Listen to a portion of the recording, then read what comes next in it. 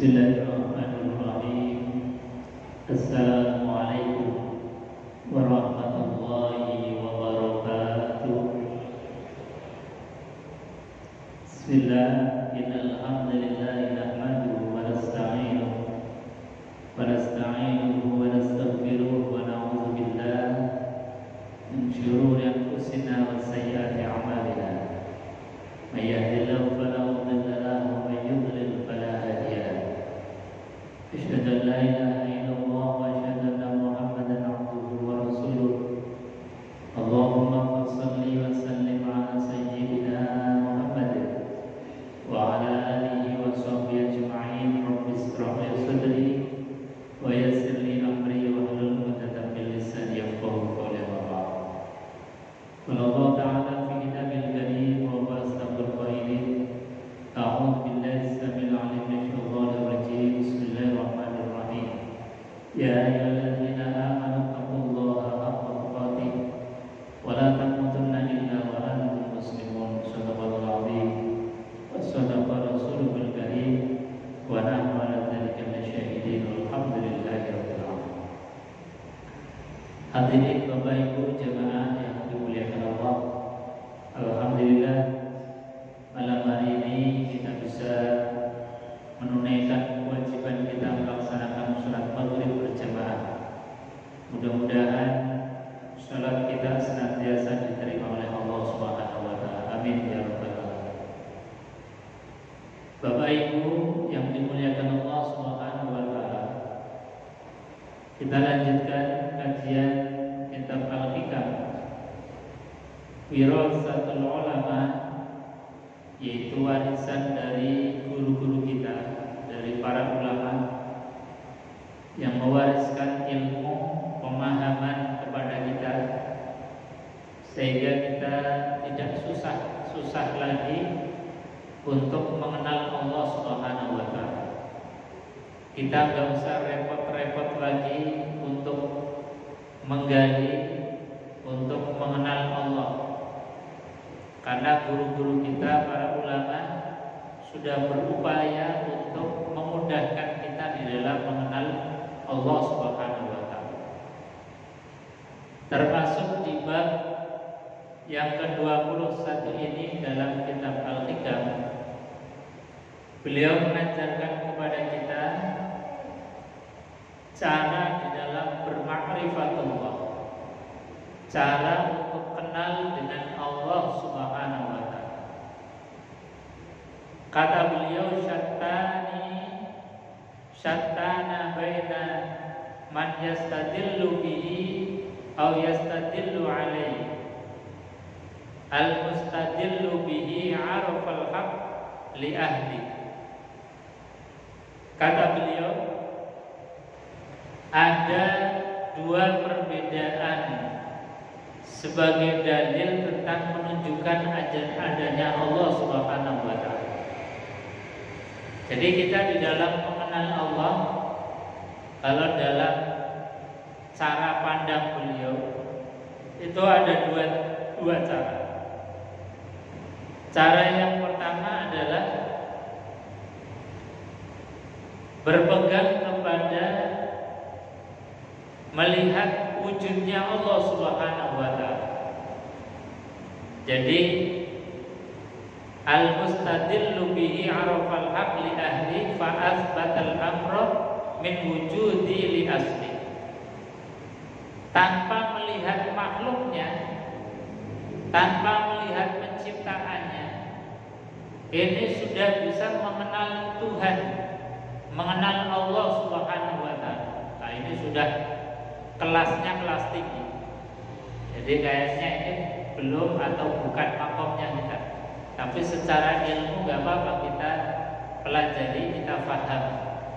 Ada kelas di mana seseorang itu kenal dengan Allah tanpa harus kemudian mengenal makhluknya, tanpa melalui perantara, tanpa melalui dalil-dalil, tanpa melalui penciptaan Allah Subhanahu wa taala. Jadi dalam hati itu sudah ditanamkan bahwa pasti Allah ada. Pasti Allah itu zat yang maha. Ini sudah makomnya makom kelas tinggi. Kenapa ada makom atau kelas yang seperti ini? Berdasarkan kepada dalil bahwasanya Allah itu punya sifat az-zahir wal batin. Dalam Al-Asmaul Husna, kita kan kalau membaca Asmaul Husna, di situ ada satu sifatnya Allah, az-zahir. Apa itu az-zahir? Az-zahir itu artinya zat yang maha tampak, zat yang maha nyata, cetha welo-welo. Nah, karena Allah itu maha tampak, maha nyata, zahir, cetha welo-welo, maka sejatinya orang itu tanpa adanya dalil, tanpa adanya makhluk penciptaan Allah, tanpa adanya kita manusia, itu pasti sudah akan mengetahui bahwa tidak mungkin dunia ini ada kecuali ada yang mencipta, yaitu Allah Subhanahu wa ta'ala. Ini sekali lagi, ini kelasnya makom-makom kelas tinggi. Jadi kata dalam hadis Rasulullah SAW, kalau kita di dalam beribadah, anta'budallah ka'annaka tarahu, beribadahlah kepada Allah Subhanahu wa ta'ala seakan-akan kamu melihat Allah. Nah, kalau kelas kita melihat Allah itu malah jadi sesuatu yang bisa jadi salah. Misalnya apa? Kita gambarkan ketika sholat sedang berhadapan dengan Allah, Allah yang sedang duduk di singgasana misalnya, seperti raja di raja, atau Allah yang sedang duduk di Ka'bah misalnya. Kalau kita membayangkan seperti itu barangkali bisa jadi malah salah. Karena apa? Karena itu adalah penggambaran kita. Jadi memvisualisasikan Allah seperti penggambaran kita. Ya, tidak ada ubahnya ketika orang-orang kafir itu kemudian ketika mau menyembah Tuhan dibikin patung dulu. Alasannya kalau dibikin patung, Tuhannya tampak, jadi tambah khusyuk katanya. Kalau kemudian Tuhannya dibikin nyata, dibikin patung, kalau beribadah rasanya dekat. Kayaknya sih dalam logika kok iya ya, betul ya. Tapi sejatinya itu salah, memvisualisasikan, menggambarkan atau menjadikan Tuhan itu berbenda, itu malah menjadikan sebagai syirik. Maka ketika kita disuruh oleh Allah melalui lisan Rasulullah, anta'budallaha ka'annaka tarahu, beribadahlah kepada Allah seakan-akan kalian melihat Allah, hampir pasti dalam kapasitas keilmuan kita rasanya nggak mungkin. Karena ini sesuatu yang nggak mungkin secara kapasitas ilmu dan pemahaman, maka Kanjeng Nabi Muhammad memberikan solusi. Fa illam tarahu fa innahu yaraka. Kalau kita nggak bisa melihat langsung zatia dan wujudnya Allah, maka dengan cara yang kedua, yaitu apa? Cukup yakini bahwasanya fa innahu yaraka, sesungguhnya Allah itu melihat kamu di dalam ibadah. Jadi ketika kita takbir, itu ditatap oleh Allah. Ketika kita ruku, dipandang oleh Allah. Ketika kita sujud, diawasi oleh Allah. Sehingga rasanya kalau mau pelengahan, kalau mau aras-arasan, itu rasanya malu. Kenapa? Karena sedang ditatap oleh Allah Subhanahu wa ta'ala. Karena sedang diawasi oleh Allah. Sehingga apa? Muncul rasa khusyuk, tenang, kemudian atem, diam, tawajuh ilallah, penuh dengan dengan sopan santun, penuh dengan kerendah hatian. Nah, ini makna fa innahu yaraka. Sesungguhnya Allah pasti melihat kalian. Nah, ini barangkali cukup menjadi ilmu kita. Sebab apa? Kalau ilmu yang tadi antak budallah fa innaka tara, sembahlah Allah, sesungguhnya engkau melihat Allah, ini rasanya masih jauh. Bukan gak mungkin, tetapi mengukur kemampuan keilmuan kita, pemahaman kita, dan juga masih banyak sekat-sekat antara kita dengan Allah Subhanahu wa Ta'ala. Kita ini makhluk yang lemah, banyak dosa, pengen berjumpa dengan zat yang maha, rasanya sesuatu yang gak pantas begitu. Bukan gak mungkin, sesuatu yang kurang pas saja. Makanya Nabi memberikan solusi. Kalau memang gak bisa, kamu yakini saja fa innahu yaraka. Sesungguhnya Allah pasti menatap kalian, mengawasi kalian. Nah, sama dengan pemahaman ma'rifatullah yang disampaikan oleh Al-Imam Athaillah As-Sakandari. Di dalam kita bermakrifatullah, itu rasanya nggak mungkin kemudian tanpa melihat makhluk, tanpa diuji oleh Allah, ujuk-ujuk langsung kenal Allah. Itu rasanya kok sangat jauh masih. Karenanya kita di dalam mengenal Allah diajarkan oleh Al-Imam Athaillah As-Sakandari itu dengan cara yang kedua. Cara yang kedua itu apa? Dengan cara memahami makhluknya, dengan cara mempelajari ciptaannya Allah. Ketika kita melihat anatomi di dalam tubuh kita, dari ujung rambut yang sampai ujung kaki, itu kan anatomi tubuh yang sangat spektakuler, luar biasa. Luar biasanya Allah ciptakan tubuh ini dengan bi ahsani taqwim, dengan penciptaan yang paling sempurna. Kita enggak minta mata, dikasih oleh Allah mata. Enggak minta mulut, dikasih oleh Allah mulut.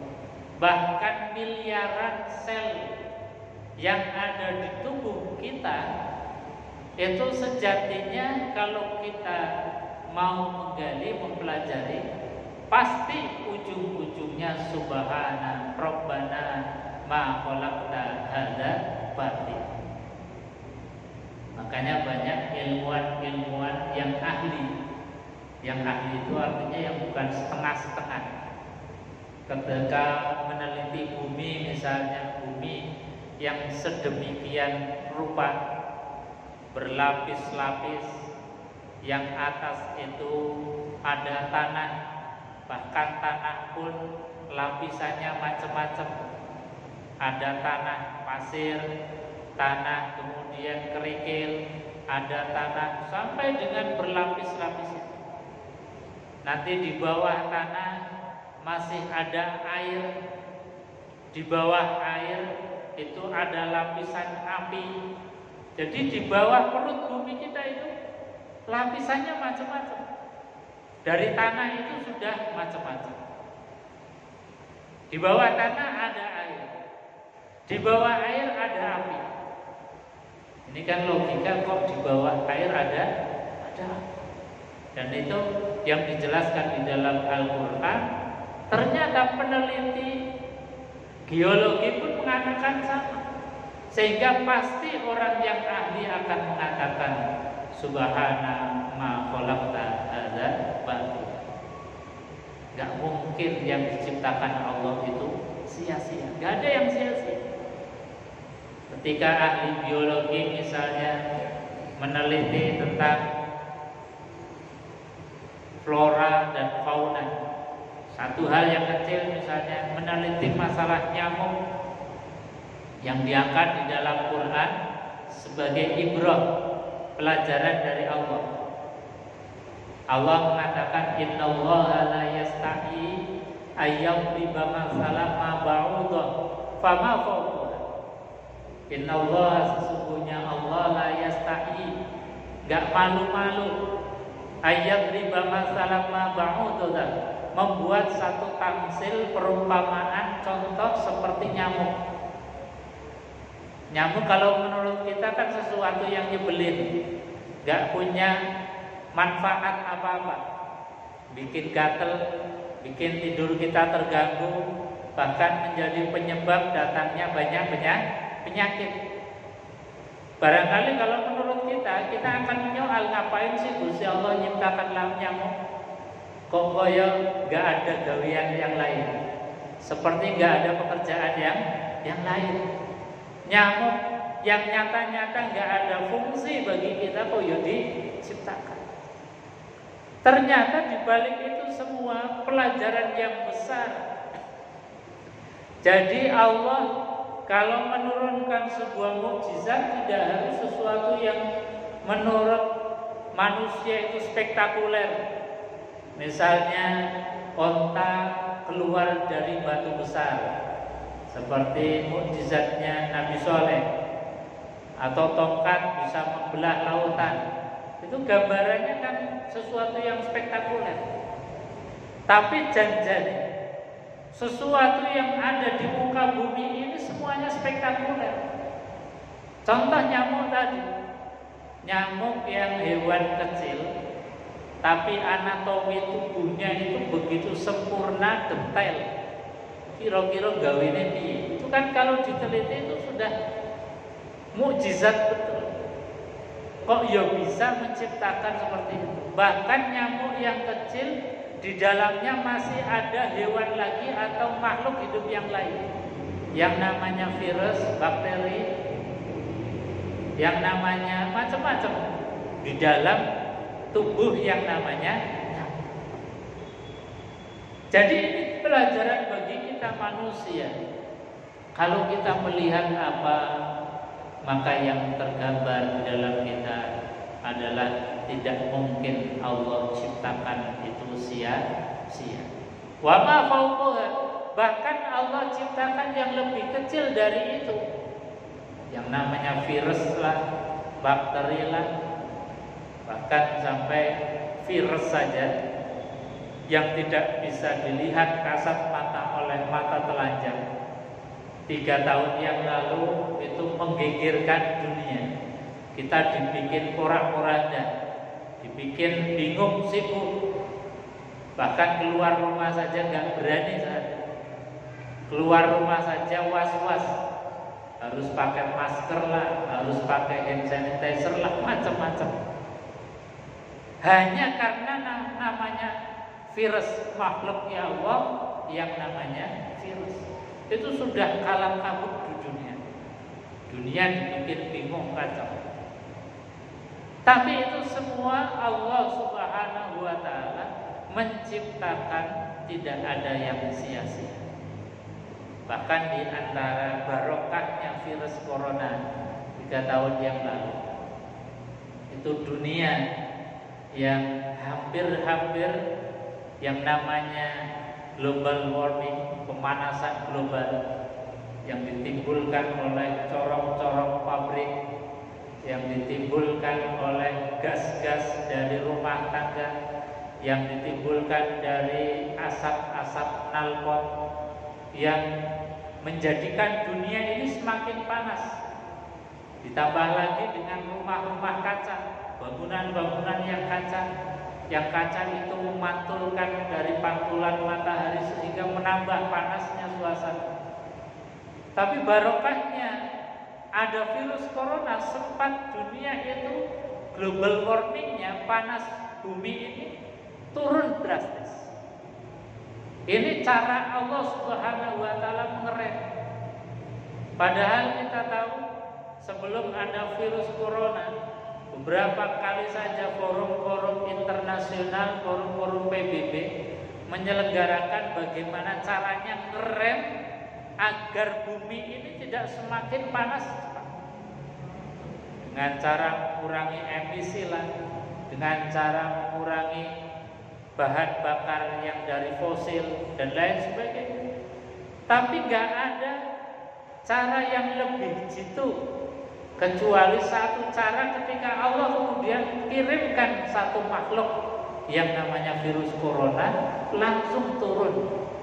Bahkan dalam foto satelit NASA itu bumi yang asalnya padat dengan asap yang sudah merah menyala itu sempat menjadi biru. Artinya apa? Allah hanya cukup mengutus satu makhluk yang namanya virus. Jadi caranya Allah Subhanahu wa taala. Nah, itulah barangkali yang disampaikan oleh Al-Imam Athaillah As-Sakandari di dalam kita mengenal Allah dengan cara mengenal makhluk. Tidak usah jauh-jauh, mengenal diri kita sendiri dalam anatomi tubuh ini sudah luar biasa. Kita meneliti tentang mata kita, bahkan meneliti tentang rambut kita saja. Ya Allah, rambut podo-podo tukul tumbuh di tubuh kita, koyo bidu-bidu. Ada rambut yang memanjang terus sehingga kita butuh berkala untuk potong rambut, untuk cukur. Ada rambut yang dari kecil kita ini lahir sampai sekarang nggak tumbuh-tumbuh, ya segitu-gitunya. Jadi rambut saja yang tumbuh di tubuh kita itu bentuknya macam-macam. Itu kalau kita mikir dalam, itu pasti akan mengatakan Rabbana ma khalaqta hadza batila. Ya Allah, andai kata rambut alis ini seperti rambut kepala, kita nggak kober untuk melihat yang indah-indah. Dilok-dilok udah panjang, dilok-dilok udah panjang. Andai kata rambut di dalam hidup kita ini panjangnya seperti rambut kepala, itu rasanya kita nggak berani untuk menghadap ke cermin. Karena apa? Rambutnya penting. Tapi barokahnya Gusti Allah sudah ngatur. Rambut kepala itu bisa panjang, rambut alis cukup sebegitu saja, rambut hidung juga cukup sebegitu saja. Ini rasanya kemudian hanya dengan meneliti, mempelajari penciptaan Allah atas makhluk, pasti kita kenal dengan Allah Subhanahu wa taala. Maka seperti tadi yang diajarkan oleh Al-Imam Athaillah As-Sakandari di dalam kita bermakrifatullah, itu seyogianya jangan nunggu kita itu diuji. Biasanya kita akan bermakrifatullah tunggu diuji dulu. Kalau pas sehat jarang menyebut astagfirullah, jarang menyebut Allah. Tapi coba kalau kita sakit gigi aja sudah ya Allah, subhanallah, astagfirullahaladzim, nyebutnya berkali-kali. Jadi jangan sampai, ini yang makna yang terkandung di dalam pelajaran bab ini, jangan sampai kita mengenal Allah itu dipaksa dulu oleh Allah. Jangan kita kenal dengan Allah, dekat dengan Allah Subhanahu wa taala ketika sudah dipaksa oleh Allah untuk dekat. Jangan kita menghampiri Allah, kembali kepada Allah dengan paksaan. Sebab banyak orang kita kadang-kadang dipanggil oleh Allah gak moro-moro. Dipanggil harian hayya 'alas shalah, gak datang juga. Hayya 'alal falah, belum juga datang, telinganya seolah-olah gak mendengar. Dipanggil juga oleh Nabiullah Ibrahim untuk menunaikan haji, labbaik Allahumma labbaik, masih juga banyak alasan. Maka Allah panggil yang ketiga yang tanpa ampun. Panggilan ketiga itu siap gak siap. Sudah kita ini mempersiapkan bekal atau belum sehat ataupun dalam keadaan sakit, kalau malaikat Israel itu sudah menjemput kita, wajib untuk berangkat. La yastakhiruna sa'atan wa la yastaqdimun. Enggak bisa diundur meskipun hanya sesaat, juga enggak bisa diajukan. Itu kalau sudah penjemput malaikat Israel itu datang, mau tidak mau, sanggup enggak sanggup, siap enggak siap, harus berangkat. Nah, makanya sebelum dijemput paksa oleh malaikat Israel, kita ini memaksakan diri untuk hadir di hadapan Allah Subhanahu wa taala, bahkan sebelum Allah memanggil. Nah, ini yang ideal. Sebelum Allah memanggil, kita sudah hadir. Sebelum Allah memanggil, kita sudah siap-siap. Sebelum Allah memanggil, kita sudah berada di tempat, di rumahnya Allah Subhanahu wa taala. Ini Allah sangat banget model. Ini namanya sudah ma'rifatullah. Jadi sebelum azan dikumandangkan, sudah berada di saf depan. Sebelum Allah memanggil, kita sudah berangkat. Ini namanya orang yang sudah berma'rifatullah. Jadi kenal dengan Allah tanpa harus melalui makhluknya, tanpa harus dipanggil, bahkan tanpa harus dipaksa, merelakan diri untuk datang hadir di hadapan Allah Subhanahu. Ini pelajaran dalam bab yang ke-21, syattana baina man yastadillu bihi aw yastadillu alaihi al-mustadillu bihi arafal haqq li ahli. Jadi beliau mengatakan bahwa ada dua cara.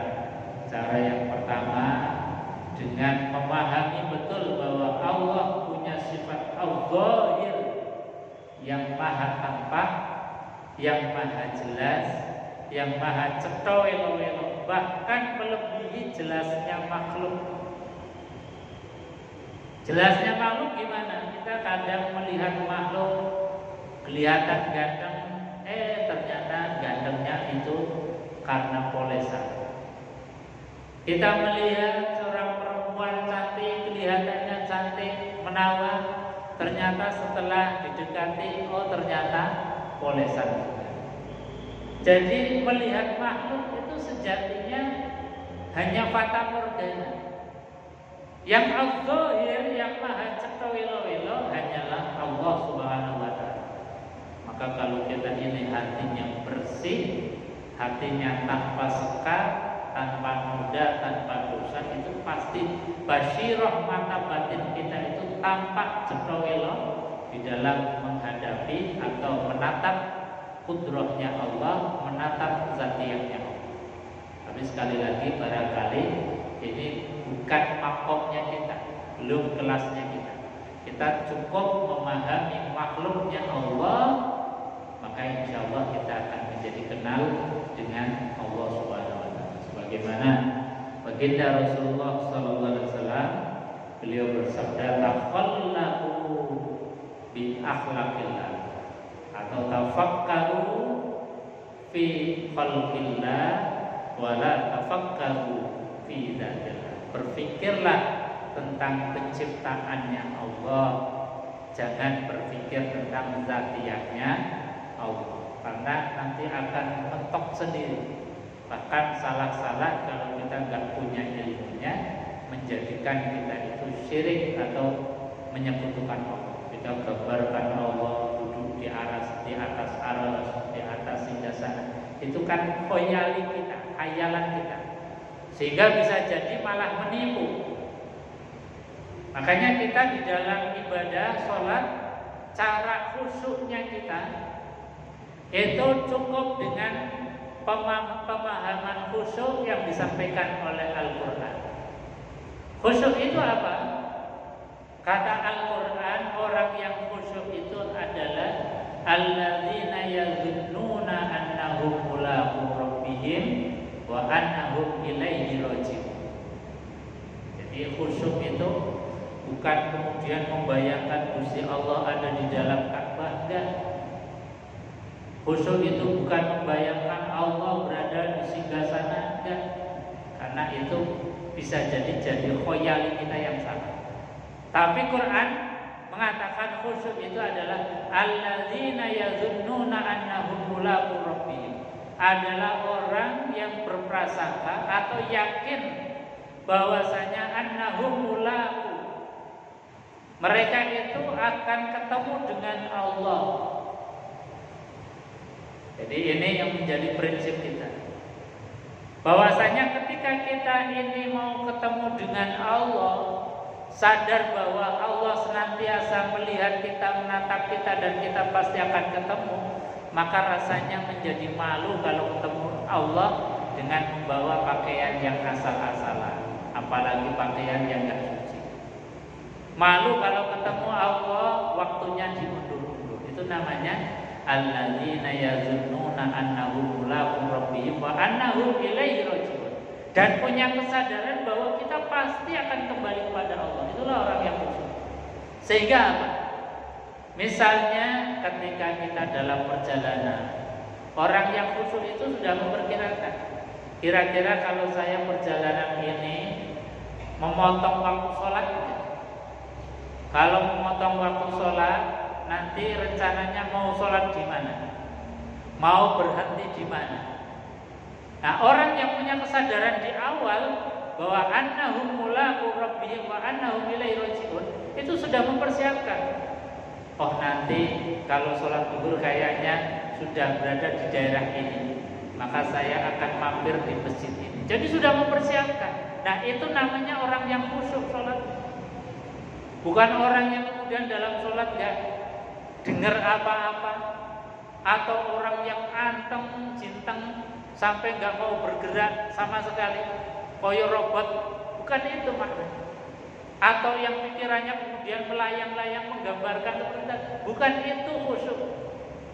Khusyuk itu kata Quran, alladzina yazunnuna annahum mulaqu rabbihim wa annahum ilaihi raji'un. Orang yang yakin bahwa akan ketemu Gusti Allah, bahwa Allah rindu dengan kita, maka kita sudah mempersiapkan. Kalau Allah rindu, kira-kira kapan saya akan menemuinya, di masjid apa saya akan menemuinya, di jam berapa saya akan menemuinya. Sehingga apa? Sudah persiapan.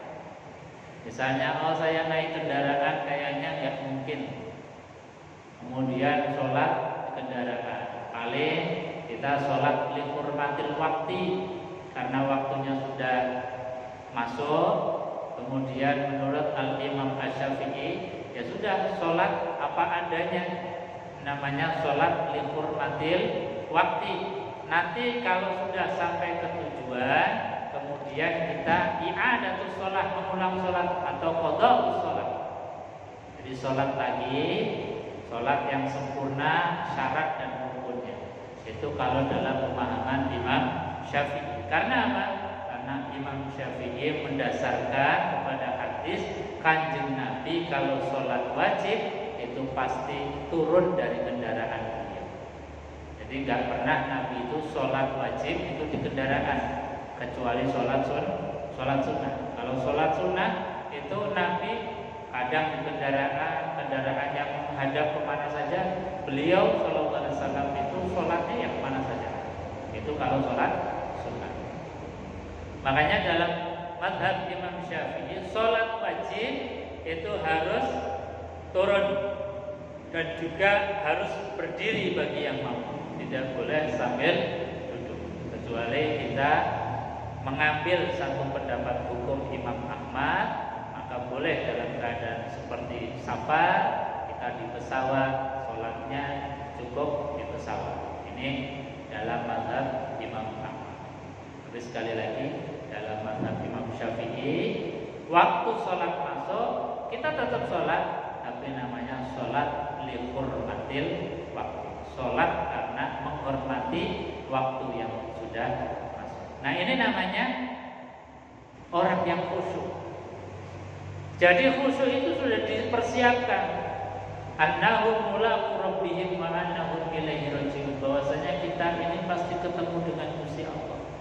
rasanya malu kita diberikan oleh Allah nikmat yang banyak, kok ketika kita dipanggil hanya karena alasan di perjalanan, kemudian kita mundur-mundur sholat, bahkan nggak sholat sama sekali. Nah ini rasanya kemudian ada rasa malu, sehingga kita ini menjaga waktu-waktu sholat. Nah itu yang disebut sebagai khusyuk dalam perspektif, dalam pandangan Al-Qur'anul. Hadirin jemaah yang dimuliakan Allah Subhanahu wa taala. Jadi bermakrifatullah dalam makom-makom kita ya cukup tadi. Tafakkaru fi khalqillah, memikirkan tentang penciptaannya. Ya Allah, ini Lombok tumbuh jejeran dengan semongko. Kok sijine manis, sijine pedes. Kok ya bisa, padahal tumbuh mungkin di pot yang sama atau di bumi yang sama, nggak terlalu jauh. Kok rasanya beda? Beda. Satunya manis, satunya pedes. Sama-sama tumbuhan mawar misalnya. Yang satu warnanya merah, yang satu warnanya hijau. Bahkan sama-sama tumbuhan, ketika muda warnanya hijau, kemudian menjadi hijau tua, nanti kemudian berubah jadi coklat, nanti kemudian berubah jadi hitam.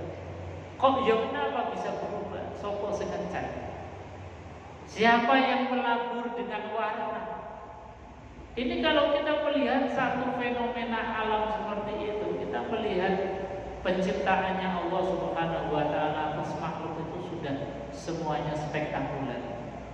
Sehingga umat Rasulullah sallallahu alaihi wasallam yang diberikan Quran, yang Quran itu memandu akal pikiran kita menjadi sehat, tidak harus menunggu mukjizat itu seperti mukjizat-mukjizat dulu. Ada tongkat bisa membelah lautan, dengan mukjizatnya Nabiullah Shalih bisa mengeluarkan unta dari batu besar. Enggak usah itu. Mukjizat itu kita di mana-mana sejatinya kalau kita menggunakan logika waras pikiran kita dipandu dengan Quran, pasti akan menemukan setiap pandangan kita adalah mukjizat. Setiap hembusan nafas kita adalah mukjizat. Setiap kerlingan daripada pikiran kita itu semuanya adalah mukjizat. Makanya rasanya kemudian kita bersyukur sebagai umat Rasulullah dibekali Quran ini agar pikiran kita ini waras, agar pikiran kita itu sehat. Karena logika-logika Quran ini luar biasa. Makanya jangan pernah jauh dari Quran. Ayo kita dekati Al-Quran, ambil pelajaran, nasihat dari Al-Quran. Insyaallah kita diberikan oleh Allah sa'idun fid dunya wa sa'idun fil akhirah. Bahagia dunia, bahagia di akhirat. Amin ya rabbal alamin. Kita tutup majelis ini dengan doa kafaratul majelis bersama-sama. Subhanallah wa bihamdika asyhadu an la ilaha illa anta astaghfiruka wa atubu ilaik. Assalamualaikum